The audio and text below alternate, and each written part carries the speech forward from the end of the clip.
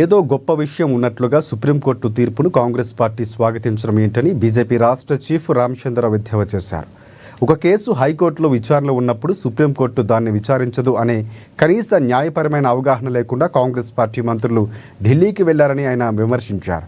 BC రిజర్వేషన్లు అడ్డుకుంటున్నది BJP కాదని ఆయన స్పష్టం చేశారు. ఆ రిజర్వేషన్లు అడ్డుకోవడానికి పిటిషన్లు వేస్తున్నది కాంగ్రెస్ వాళ్లే అంటున్న బీజేపీ చీఫ్ రామచంద్రరావుతో మా ప్రతినిధి భవిత ఫేస్ టు ఫేస్.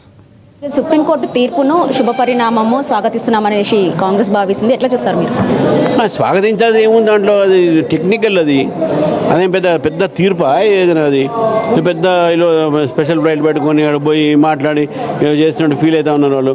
అదంతా తప్పది. ఎందుకంటే కింద హైకోర్టులో ఉన్నప్పుడు కేసు సుప్రీంకోర్టు జనరల్గా ఇంటర్ఫియర్ కాదు. హైకోర్టు తేలిన తర్వాత వాళ్ళు చెప్తారు. ఈ మాట చిన్న పిల్లగాడు కూడా తెలుసు.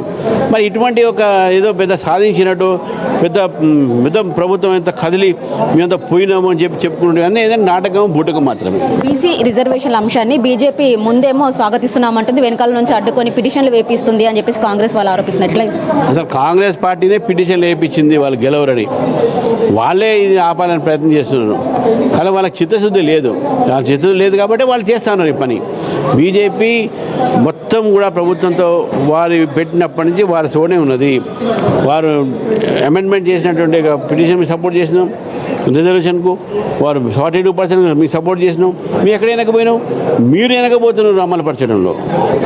జూబ్లీ హిల్స్ ఉప ఎన్నిక షెడ్యూల్ ఈరోజు రాబోతుంది. మీరు ఎప్పుడు అభ్యర్థిని ప్రకటించబోతుంది? ఇప్పటికే బీఆర్ఎస్ ప్రకటించింది, కాంగ్రెస్ ఈ రోజు రేపు ప్రకటించబోతుంది. మీరు ఎప్పుడు ప్రకటించబోతుంది? మేము కూడా 2-3 రోజులు ప్రకటిస్తాం. మాకు ప్రక్రియ ఉంటుంది. వాళ్ళనే కుటుంబ పార్టీ కాదు కదా. కాంగ్రెస్ కూడా ఏం ప్రకటించలేదు. మా కుటుంబ పార్టీ కాదు కాబట్టి వాళ్ళకంటే ఎవరినైనా వాళ్ళు అనౌన్స్ చేసుకోవచ్చు, ఎవరైనా వాడు క్యాండిడేట్ని లేకుండా చేసుకోవచ్చు. కానీ మాదొక ప్రక్రియ ఉంటుంది, అభిప్రాయ సేకరణ ఉంటుంది. ప్రజాస్వామ్య పద్ధతిలో మా ఒక ఎన్నిక జరుగుతుంది అభ్యర్థిది. అది రేపు అభిప్రాయ సేకరణ ఉన్నది. 2-3 రోజులు ఎలక్షన్ కమిటీ ముందు వస్తుంది అభిప్రాయ సేకరణ. తర్వాత మేము క్యాండిడేట్ అనౌన్స్ చేస్తాం. గ్రౌండ్లో బీజేపీ లేదు, ఇప్పటికే బీఆర్ఎస్ కాంగ్రెస్ ఫుల్ ఫ్లెడ్జ్డ్గా ప్రచారం చేస్తున్నాయి అనే వార్తలు కూడా వస్తున్నాయి. ఎవరంటున్నా మాట? గ్రౌండ్లోనే బీజేపీ ఉంది. వాళ్ళు ఇక ప్రజలు లేరు కాబట్టి ఈరోజు టీఆర్ఎస్కు 0 వచ్చిన ఎంపీలు, ఎమ్మెల్సీలు గెలవలేకపోయారు, క్యాండిడేట్ దొరకలేదు. ఈరోజు బీజేపీ ఉంది కాబట్టి కాంగ్రెస్ పార్టీ ఓడిపోయింది ఎమ్మెల్సీగా.